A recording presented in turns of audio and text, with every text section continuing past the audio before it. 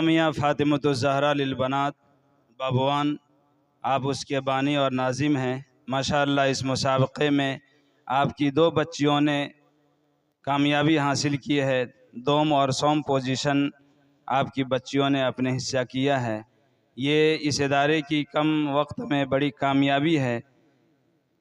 اس مسابقے میں تقریباً درجنوں ادارے شامل ہوئے اور آپ نے ان تمام اداروں کو پیچھے چھوڑتے ہوئے اور یہ تمغہ اپنے سر لیا ہے، یہ سہرا باندھا ہے۔ یقیناً جامعہ فاطمۃ الزہرا للبنات بابوان کی بڑی اچھی کڑی ہے یہ۔ اللہ تعالیٰ اس ادارے کو مزید ترقیات سے مالا مال فرمائے۔ یہ ہمارے ہر دل عزیز ساتھیوں میں ہیں اور ایک ساتھ اٹھنا بیٹھنا پڑھنا پڑھانا، اور آج تک یہ سفر جاری ہے۔ اللہ تعالیٰ اس رفاقت کو قبول فرمائے۔ الحمد لله رب العالمين والصلاة والسلام على رسوله الأمين أما بعد فأعوذ بالله من الشيطان الرجيم بسم الله الرحمن الرحيم ويقول الرسول يا ربي إن قوم اتخذوا هذا القرآن مهجورا. وقال تعالى في موضع آخر إن هذا القرآن يهدي للتي هي أقوم. وقال النبي صلى الله عليه وسلم إن الله يرفع بهذا الكتاب أقواما ويضع به آخرين. معزز علماء کرام، صدر جلسہ، اسٹیج پر جلوہ افروز معزز علماء کرام، میرے مشفق اور مربی استاذ محترم حضرت مولانا مفتی شکیل احمد صاحب قاسمی، سرزمین مبارک پور سے تشریف لائے ہوئے حضرت مولانا مفتی یاسر صاحب قاسمی اور دیگر علماء کرام، سرزمین رامپور اور اس کے اطراف و اکناف سے آئے ہوئے باوقار باتمکین معزز سامعین کرام، آج کا یہ اجلاس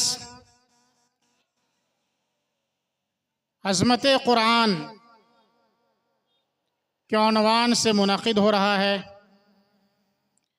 قرآن کریم کی عظمت کوئی ایسی چیز نہیں ہے جو محتاج بیاں ہو۔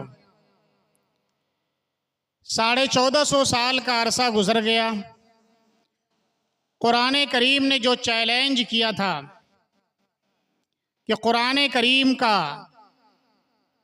نمونہ، قرآن کریم کے مثل کوئی آیت، کوئی سورہ، بلکہ کوئی بات ہی پیش کر دو، یہ چیلنج آج بھی باقی ہے اور انشاءاللہ العزیز قیامت تک باقی رہے گا۔ آنے والی نسل اس چیلنج کو قبول نہیں کر سکے گی، جیسے کہ گزشتہ نسلوں نے اس چیلنج کو قبول نہیں کیا، اور جنہوں نے قبول کر کے اس کی جواب دینے کی کوشش کی وہ ناکام اور نامراد ہوئے۔ قرآن کریم کی عظمت اپنی جگہ مسلم ہے۔ اصل یہ ہے کہ قرآن کریم ایک نسخہ کیمیا ہے، کتاب ہدایت ہے۔ قرآن کریم ایک مکمل نظام حیات ہے۔ قرآن کریم اس لیے نازل نہیں ہوا کہ اس کو صرف مدارس میں پڑھایا جائے، قرآن کریم اس لیے نازل نہیں ہوا کہ ان کو صرف مساجد میں پڑھایا جائے، قرآن کریم اس لیے صرف نازل نہیں ہوا کہ اس کو 5 وقتہ نمازوں میں پڑھ لیا جائے، بلکہ قرآن کریم ایک دستور حیات ہے، اس میں مکمل نظام زندگی ہے۔ تو نچوڑ یہ ہے کہ ہم اپنی پوری زندگی کو قرآن کریم کے آئینے، قرآن کریم کے سانچے میں ڈھالنے کی کوشش کریں۔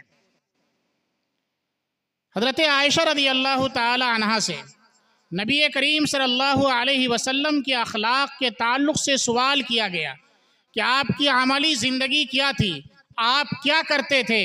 تو حضرت عائشہ رضی اللہ تعالی عنہا نے جواب دیا کہ کیا تم نے قرآن کریم نہیں پڑھا؟ کان خلقہ القرآن، کہ جو قرآن کریم ہے وہی آپ کے اخلاق تھے، وہی آپ کے عادات تھے، وہی آپ کے اطوار تھے۔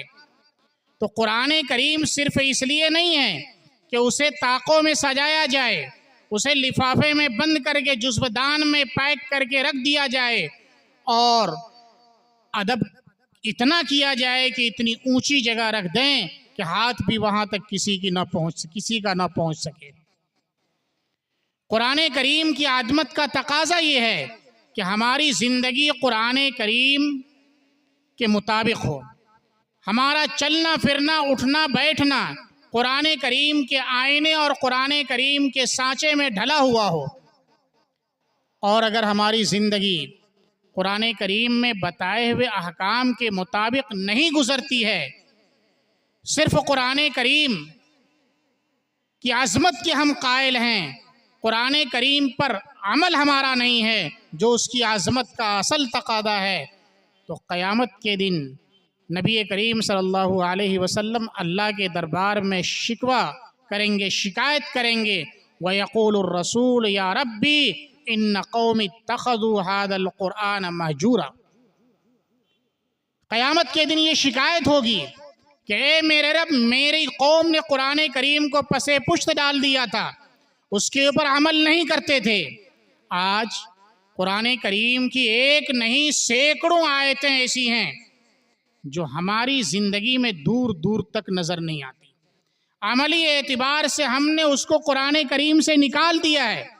وہ صرف دو دفوں کے بیچ میں جو قرآن ہمارے درمیان موجود ہے اس میں وہ آیت پائی جا رہی ہے، ہماری زندگی میں کہیں بھی وہ آیت نظر نہیں آتی۔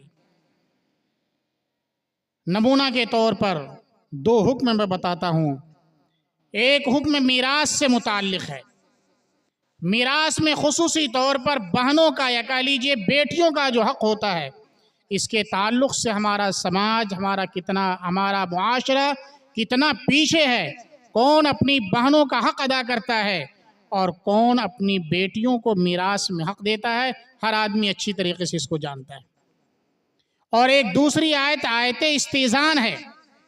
قرآن کریم کی تعلیم یہ تھی، جس کا ایک بہت ہی اہم فائدہ تھا کہ نگاہ کی حفاظت ہو سکے، کسی کے گھر میں داخل ہوں تو داخل ہونے سے پہلے اجازت طلب کی جائے۔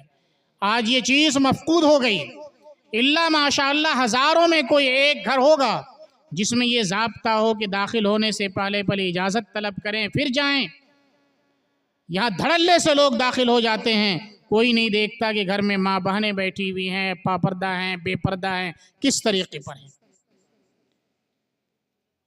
یہ تو عمل کے تعلق سے بات ہے۔ اور قرآن کریم کی اگر صرف تلاوت دیکھ لی جائے جو عمومی طور پر ہمارے سماج اور ہمارے معاشرے میں رائج ہے، تو وہ صرف مدارس اور مساجد کی حد تک ہے۔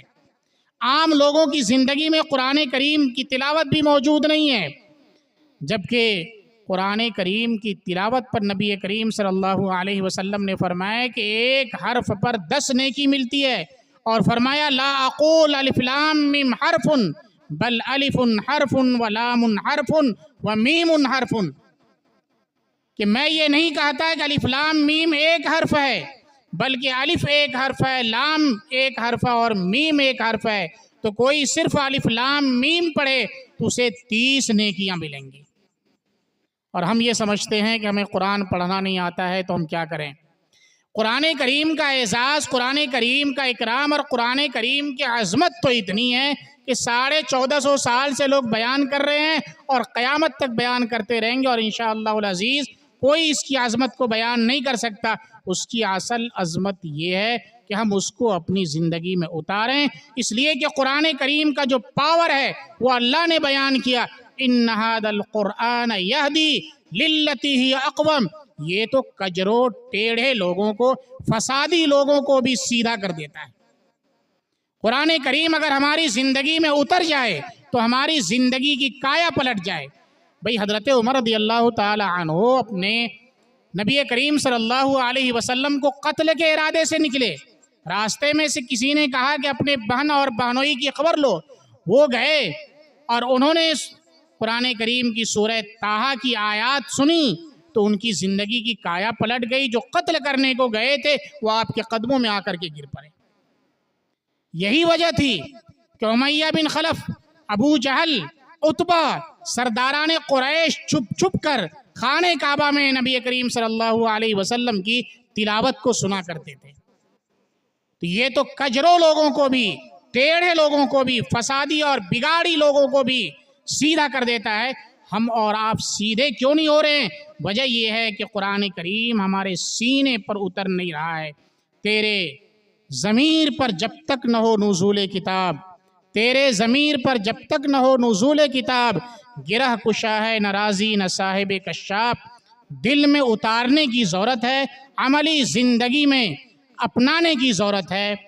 اس لیے کہ قرآن کریم کے تعلق سے نبی کریم صلی اللہ علیہ وسلم نے فرمایا